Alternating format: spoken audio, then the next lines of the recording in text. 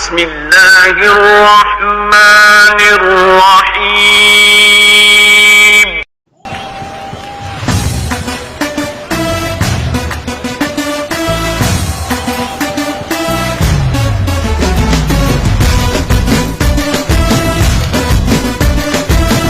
Hello guys, अस्सलाम वालेकुम। उम्मीद करते हैं आप सब दोस्त खैरियत से होंगे। अल्लाह पाक की ज़ात आप सब दोस्तों को हमेशा जिंदा सलामत रखे और अपने अफ़सोमान में रखे। आज को जो हमारा टॉपिक है कि अगर हमने भारत के सिम के मिनट चेक करने हो तो क्या डायल करना पड़ेगा। भारत के मिनट चेक करने के लिए *200 डायल करना है तो आपके पास मिनट्स के बारे में तमाम तर मालूमात होंगी कि आपने कितने मिनट इस्तेमाल कर लिए और कितने बाकी बचे हुए हैं।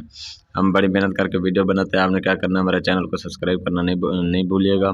तो बहुत शुक्रिया ताउन करने का। आज के लिए इतने काफ़ी है, फिर इंशाल्लाह मिलते हैं नेक्स्ट वीडियो में। बहुत शुक्रिया जी, अल्लाह हाफिज़।